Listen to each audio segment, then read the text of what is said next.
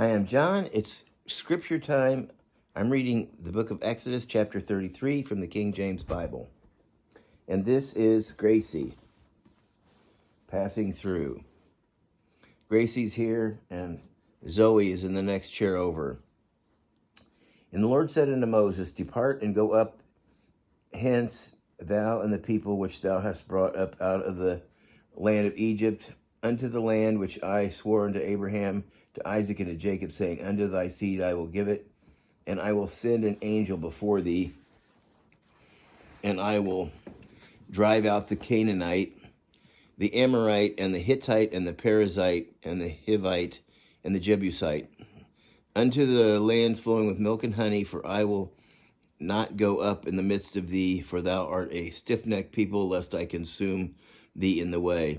And when the people heard these evil tidings, they mourned, and no man did put on him his ornaments.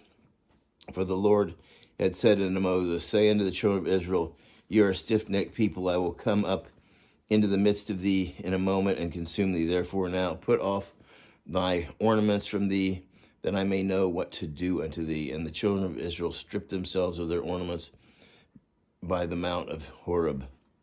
And Moses took the tabernacle and pitched it without the camp, afar off from the camp, and called it the tabernacle of the congregation. And it came to pass that everyone that sought the Lord went out into the tabernacle of congregation, which was without the camp. And it came to pass when Moses went out into the tabernacle that all the people rose up and stood every man at his tent door and looked after Moses until he had gone into the tabernacle. And it came to pass, as Moses entered into the tabernacle, a cloudy pillar descended and stood at the door of the tabernacle, and the Lord talked with Moses.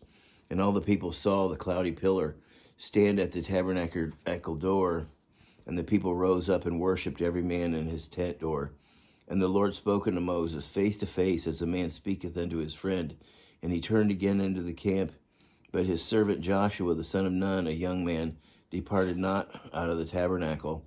And Moses said unto the Lord, See, thou sayest unto me, Bring up this people, and thou hast not let me know whom thou wilt send with me.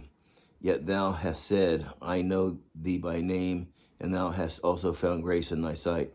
Now therefore I pray thee, if I have found grace in thy sight, show me now thy way, that I may know thee,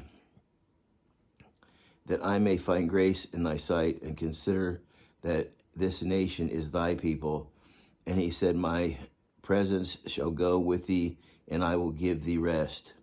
And he said unto him, If thy presence go not with me, carry us not up hence, for wherein shall it be known here that I and thy people have found grace in thy sight?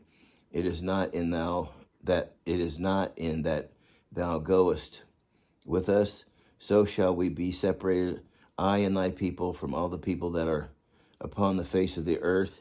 And the Lord said unto Moses, I will do this thing also that thou hast spoken, for thou hast found grace in my sight, and I know thee by name.